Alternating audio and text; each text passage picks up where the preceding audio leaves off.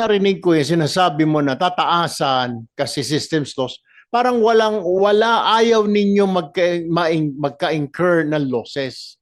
Business, sir, ay may mga losses. Dapat you have to be prepared for that. Pinag-aralan ko po sa eskwelahan yun eh.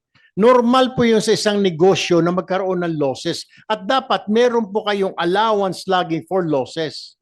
I had a degree po in business management kaya alam ko ho yun.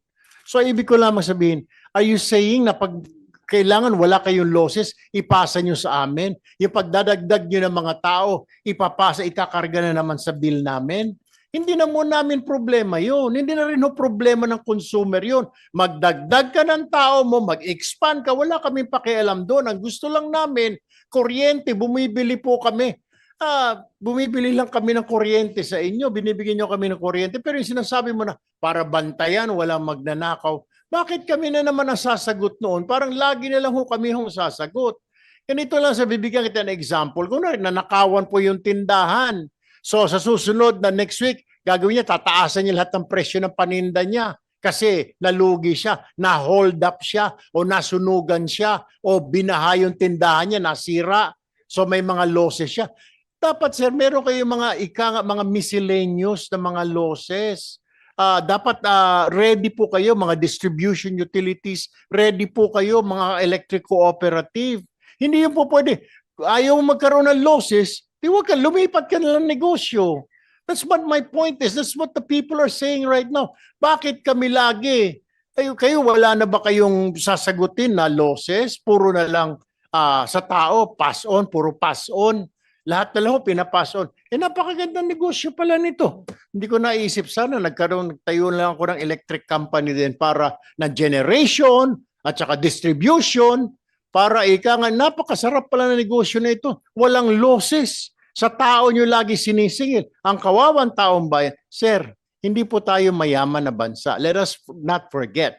Yung mga sinisingil yun ng mga 360 na yan, yan ba kita ng isang kababayan natin dito sa Metro Manila, 507 na yan, na imbis na pambili pa ng mga pagkain, kailangan ibayad po.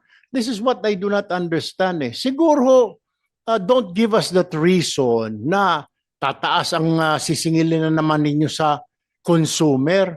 Bakit po sa amin? Di po ba? Why is it always like that? Na kami yung sasalo. Dahil kailangan nyo maraming tagabantay na mga jumper, etc., illegal metering.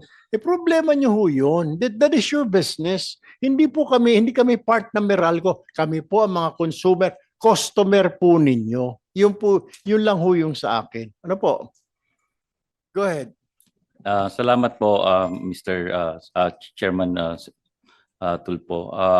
Ang pinapaliwanag ko lamang po, yung sinasabi nyo pong losses ng mga distribution utilities, actually po, kaya po meron tayong system loss cap na tinatawag kasi po yung mga DUs na sinasabi nating inefficient na lumalagpas doon sa cap at hindi nila ginagawa ng mahusay yung kanilang trabaho para hulihin yung mga magnanakaw ng kuryente. Yung above the cap na yun, ina-absorb ho ng buong buo ng mga utilities yun.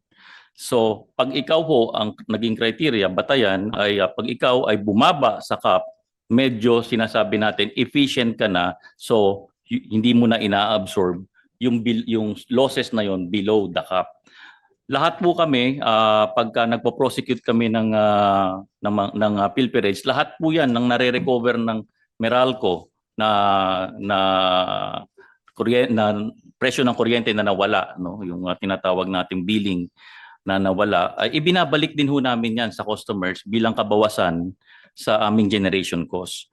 So wala hong napupunta sa Meralco dyan kasi yung nakukuha, binabalik sa customers at yung buong system loss actually part ng generation cost yan, binabayad din naman yan sa generation companies.